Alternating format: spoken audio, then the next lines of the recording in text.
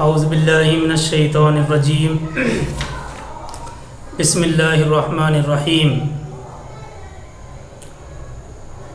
کنتم خیر امۃ اخرجت للناس تعمرون بالمعروف وتنہون عن المنکر وتؤمنون باللہ ولو آمن اہل الکتاب لکان خیرا لہم منہم المؤمنون واکثرہم الفاسقون لن یضروکم الا اذی وان یقاتلوکم یولوکم الادبار ثم لا ینصرون۔ سورہ آل عمران آیت نمبر 110۔ ترجمہ: اب دنیا میں بہترین گروہ تم ہو جسے انسانوں کی ہدایت کے لیے میدان میں لایا گیا ہے۔ تم نیکی کا حکم کرتے ہو، برائی سے روکتے ہو اور اللہ پر ایمان رکھتے ہو۔ وَلَوْ آمَنَ أَهْلُ الْكِتَابِ لَكَانَ خَيْرًا لَهُمْ،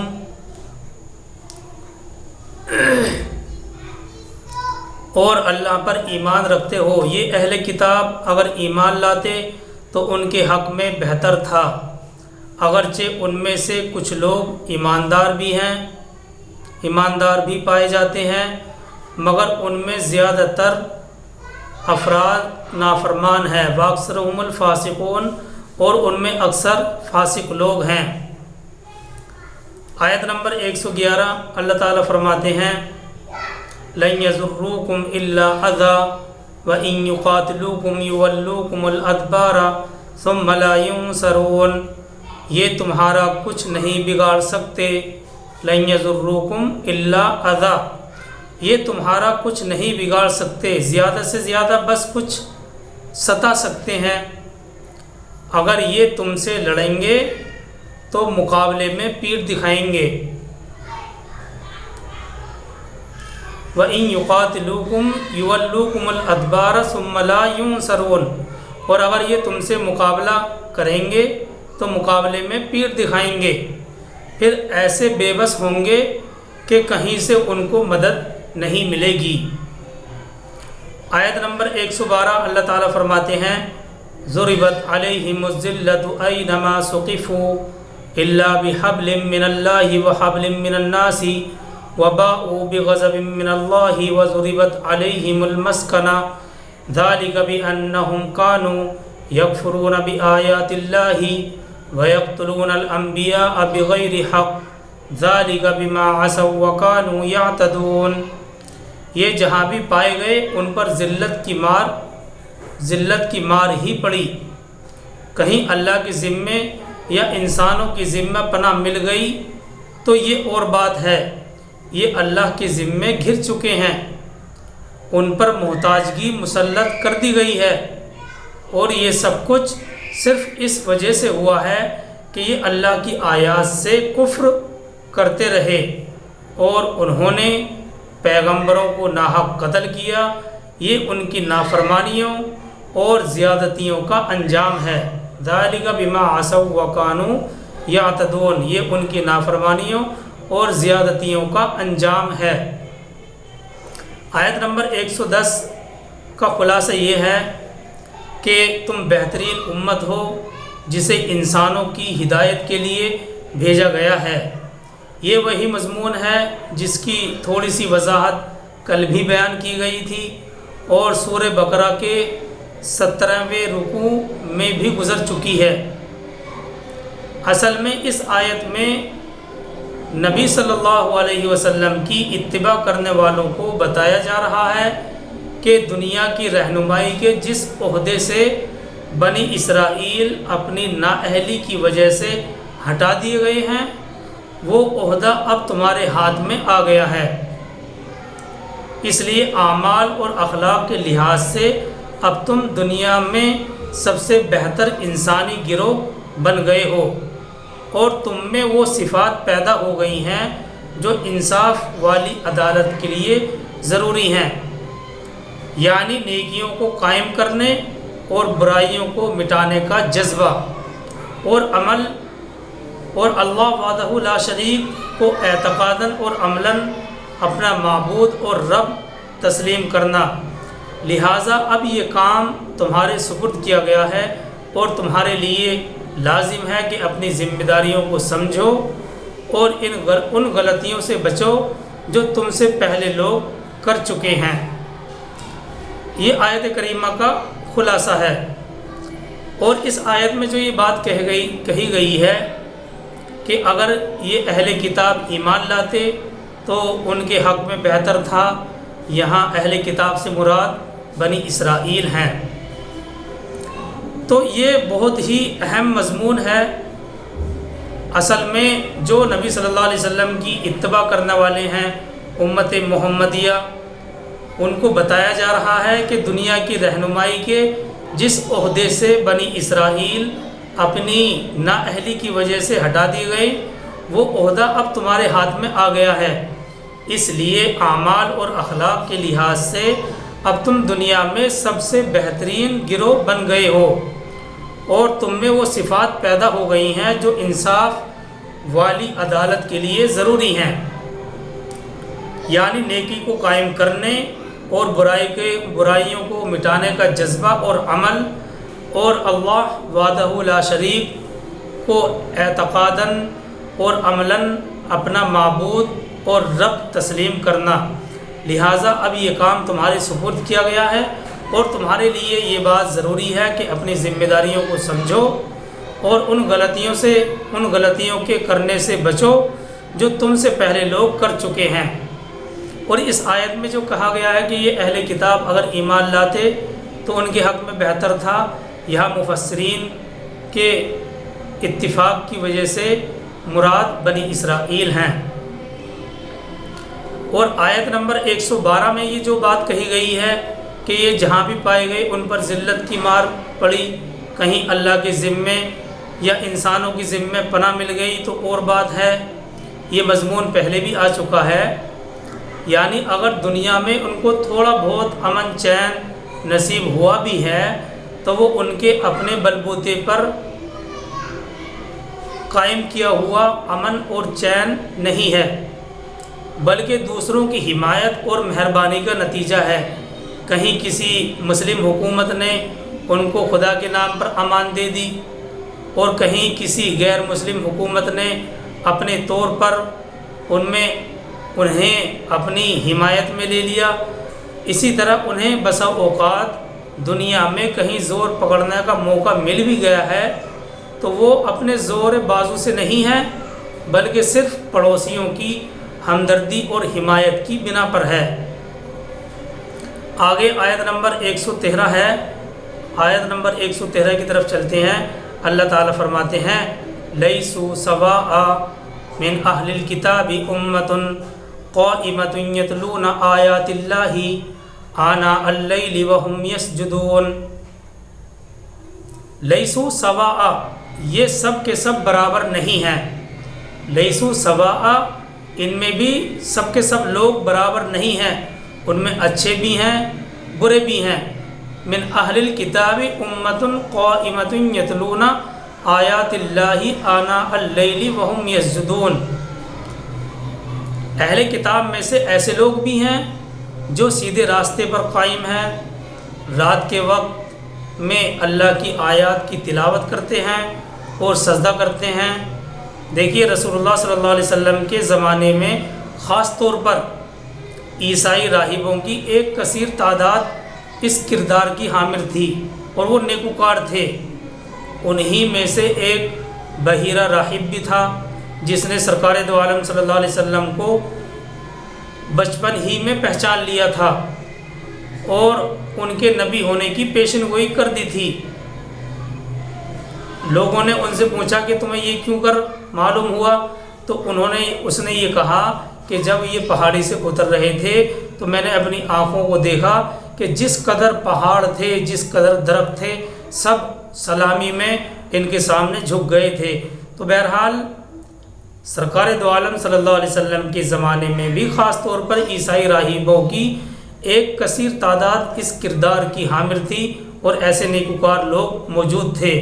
انہی میں سے ایک بحیرہ راہب بھی تھا جس نے سرکار دو عالم صلی اللہ علیہ وسلم کو بچپن ہی میں پہچان لیا تھا۔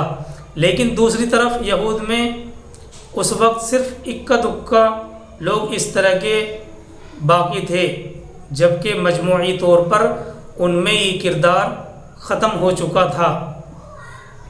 دیکھیے، جب اس آیت کے بارے میں ہم ابن کثیر کھولتے ہیں تو ابن کثیر نے اکثر مفسرین کا قول نقل کیا ہے کہ اہل کتاب کے علماء کہ یہاں مراد اہل کتاب کے علماء مثال کے طور پر حضرت عبداللہ بن سلام، حضرت اسد بن عبید اور اسی طرح سے حضرت ثعلبہ بن شعبہ وغیرہ کے بارے میں یہ آیت نازل ہوئی ہے۔ یہ لوگ ان اہل کتاب میں شامل نہیں ہیں جن کی مذمت بیان کی جا چکی ہے، بلکہ یہ لوگ ان لوگوں نے اسلام قبول کیا اور اسلام کو آخر تک بہت اچھی طرح سے نبھایا، بلکہ یہ ایمان والی جماعت اللہ کے حکم پر قائم رہی، شریعت محمدیہ کے تابع رہی، اس میں استقامت اور یقین تھا۔ یہ پاکیزہ لوگ راتوں کے وقت تہجد کی نماز میں بھی اللہ کے کلام کی تلاوت کرتے تھے، اللہ پر قیامت پر ایمان رکھتے تھے اور لوگوں کو بھی انہی باتوں کا حکم کرتے تھے، ان کے خلاف لوگوں کو روکتے تھے، نیک کاموں میں آگے آگے رہتے تھے۔ اور اسی طرح سے اللہ تعالیٰ انہی کے بارے میں یہ فرما رہے ہیں کہ یہ لوگ نیکوکار ہیں، یہ لوگ نیک صالح ہیں۔ آیت نمبر 114 میں انہی باتوں کو اللہ تبارک و تعالیٰ نے بیان فرمایا ہے۔ اللہ تعالیٰ فرماتے ہیں یؤمنون باللہ والیوم الآخر ویأمرون بالمعروف وینہون عن المنکر ویسارعون فی الخیرات واولئک من الصالحین۔ یؤمنون باللہ والیوم الآخر، خدا پر اور آخرت کے دن پر ایمان رکھتے ہیں اور بری باتوں سے منع کرتے ہیں، نیکیوں کی طرف لپکتے ہیں، یعنی خیر کے کاموں کو کرنے کے لیے جلدی سے آگے بڑھتے ہیں، اور یہی لوگ نیکوکار ہیں۔ وَأُولَئِكَ مِنَ الصَّالِحِينَ، اور یہی لوگ نیکوکار ہیں۔ آگے اللہ تعالیٰ فرماتے ہیں آیت نمبر 115 کے اندر وَمَا يَفْعَلُوا مِنْ خَيْرٍ فَلَنْ يُكْفَرُوا وَمَا يَفْعَلُوا مِنْ خَيْرٍ فَلَنْ يُكْفَرُوا وَاللَّهُ عَلِيمٌ بِالْمُتَّقِينَ، اور یہ جس طرح کی بھی نیکی کریں گے اس کی ناقدری نہیں کی جائے گی، اور اللہ تعالیٰ پرہیزگاروں کو خوب جانتا ہے۔ واللہ علیم بالمتقین، اور اللہ تعالیٰ پرہیزگاروں کو خوب جانتے ہیں۔ اگر یہ تو سب کے ساتھ خاص ہے، جو لوگ نیکی کرتے ہیں ساتھ کے ساتھ ایمان والے بھی ہوتے ہیں، تو آخرت میں اللہ تبارک و تعالیٰ ان کے لیے ان نیکیوں کے بدلے میں بڑا ذخیرہ رکھتے ہیں، اور اللہ تعالیٰ بڑے ثواب کی جگہ ان کو عطا فرمائیں گے۔ تو اللہ تعالیٰ اسی کو فرماتے ہیں وما یفعلوا من خیر فلن یکفروا، اور جو یہ لوگ نیکی کا کام کرتے ہیں اس کی ناقدری نہیں کی جائے گی، یعنی ان کی نیکیوں کو سراہا جائے گا اور آخرت میں اس کا بہترین بدلہ بھی دیا جائے گا، اور اللہ تعالیٰ پرہیزگاروں کو خوب جانتے ہیں۔ آگے اللہ تعالیٰ فرماتے ہیں آیت نمبر 116 کے اندر ان الذین کفروا لن تغنی عنہم اموالہم ولا اولادہم من اللہ شیئا واولئک اصحاب النار ہم فیہا خالدون۔ بے شک وہ لوگ جنہوں نے کفر کا رویہ اختیار کیا اور کفر پر اڑے رہے، ان کے کام نہیں آ سکیں گے، نہ ان کے مال نہ ان کی اولاد اللہ سے بچانے میں کچھ بھی۔ بے شک وہ لوگ جنہوں نے کفر کیا اور کفر پر اڑے رہے، ان کے کام نہیں آ سکیں گے، نہ ان کے مال نہ ان کی اولاد اللہ کے عذاب سے بچانے میں کچھ بھی، اور یہی لوگ جہنمی ہیں، اس میں ہمیشہ رہیں گے۔ وَأُولَئِكَ أَصْحَابُ النَّارِ هُمْ فِيهَا خَالِدُونَ، یہی لوگ جہنمی ہیں اور اس میں ہمیشہ رہیں گے۔ آگے چلتے ہیں آیت نمبر 117 کی طرف۔ یہ مضمون بھی کئی بار آ چکا ہے، مزید وضاحت کرنے کی ضرورت نہیں ہے۔ آگے آیت نمبر 117 کے اندر اللہ تعالیٰ فرماتے ہیں مَثَلُ مَا يُنْفِقُونَ فِي هَذِهِ الْحَيَاةِ الدُّنْيَا कमसल रीहिन फ़ीहा सिर्रुन असाबत हर्सा क़ौमिन ज़लमू अनफुसहुम फ़अहलकत वमा ज़लमहुमुल्लाहु वलाकिन अनफुसहुम यज़लिमून मसलु मा युनफ़िक़ूना फ़ी हाज़िहिल हयातिद दुनिया।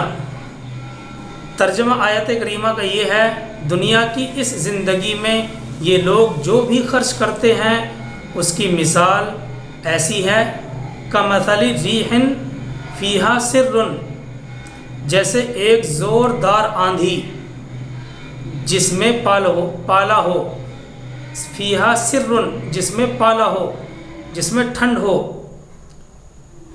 असाबत हर्सा कौमिन ज़लमू अनफुसहुम फ़अहलकत, वो किसी ऐसी कौम की खेती को आ पड़े जिसने अपनी जानों पर जुल्म किया हो, फिर वो इस खेती को तबाह बर्बाद कर दे, तहस नहस करके रख दे।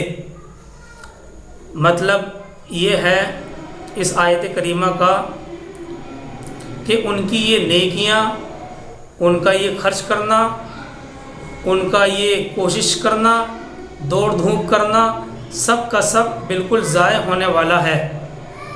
जो लोग कुफ्र का रवैया इख्तियार करते हैं, उनकी नेकियां, उनका खर्च करना, दौड़ धूप करना, सब का सब बिल्कुल ज़ाय होने वाला है, यानी आखिरत में उसका कोई बदला मिलने वाला नहीं है।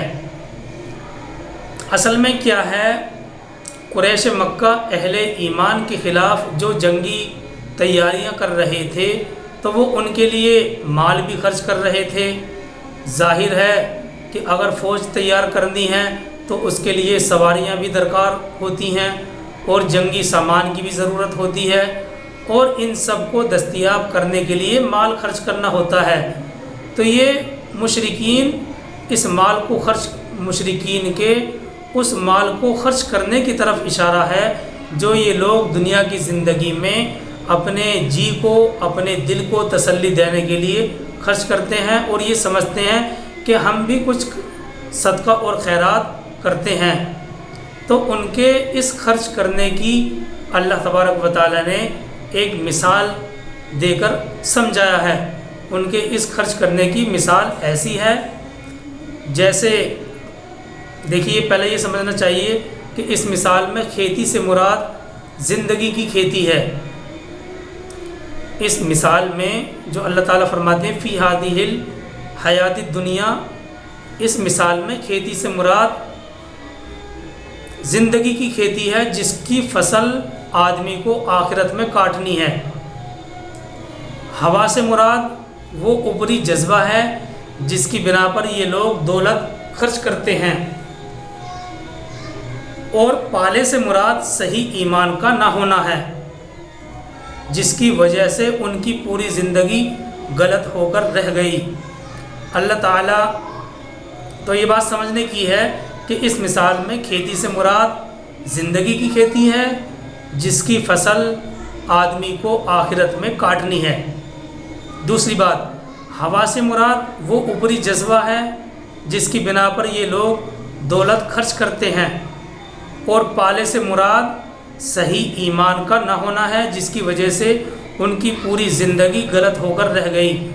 असल में अल्लाह ताला इस मिसाल को बयान करने से ये बतलाना चाह रहे हैं कि जिस तरह हवा होती है वो खेतियों की परवरिश के लिए ज़रूरी है, लेकिन अगर इसी हवा के अंदर पाला हो, बहुत ज़्यादा ठंड हो, तो वो खेती को परवरिश करने के बजाय उसे तबाह कर डालती है।